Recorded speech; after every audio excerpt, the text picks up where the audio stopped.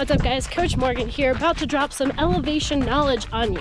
Did you know that at sea level, there is 21% oxygen in the air?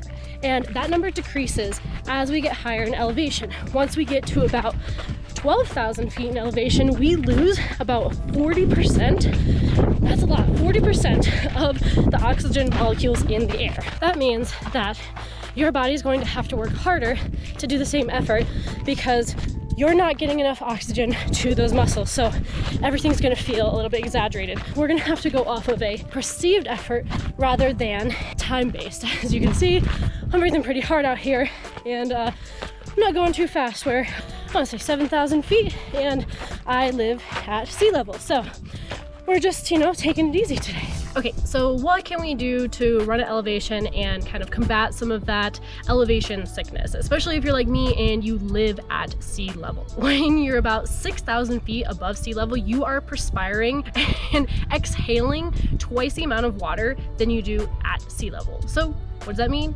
Drink twice the amount of water. Normally in our hometown, 11 miles, I really might only carry one thing of water, maybe even none. But today, as you can see, I got double with me today so that I can stay hydrated and not get a headache. And we've talked about the air now being thinner, right? We don't have as much oxygen. That means the sun rays are a lot stronger up here. So you better believe you should be lathering up in sunscreen so that you don't get burned. Another thing you can do, as we said, slow that pace down.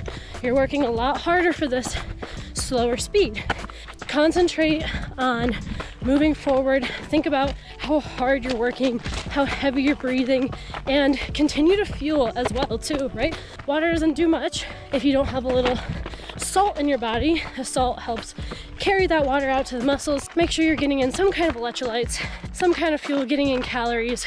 To be a little bit more specific on those trail snacks, I suggest something higher in potassium, like a banana or avocados, because potassium is going to help with cramping that could be coming from some of that altitude dehydration. For me, one of my favorites to eat on the drive up to Tahoe is a cut up apple, chunks of cheese, and chunks of avocado, and just kind of eat them all together. It's super delicious and really has a lot of calories, so it makes me feel full with fuel, but like not, super that full feeling. So that's definitely something I suggest. If you don't do dairy, then you can add in some kind of other kind of nut cheese, but for me, that's my go-to.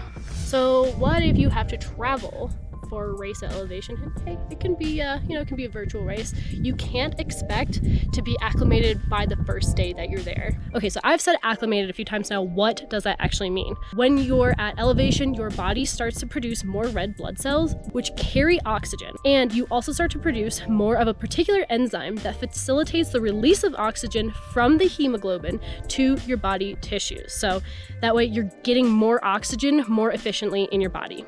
So if you're just going up for one day and you want to do well at that one day, some things that you can do are practice your breathing. What you can do to simulate the lack of oxygen in the air is run with a mask, right? Cover up your face.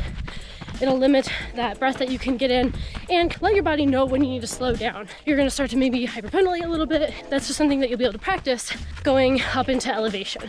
So you won't be startled by the first time that it happens. You can also practice some deep belly breathing in through the nose, because once again, that is going to limit the amount of air that you get in. On some lower intensity runs, what you guys are gonna do is close your mouth, breathing in just through the nose.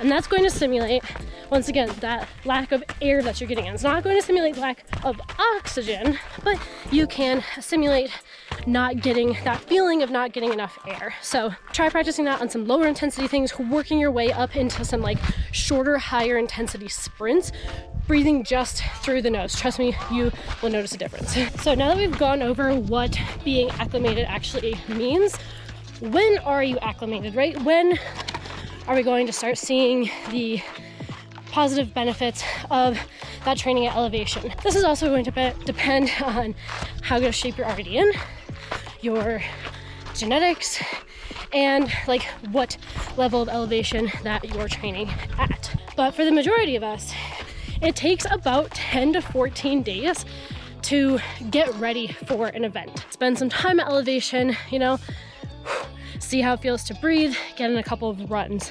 And unfortunately, that's like not super accessible to all of us, right?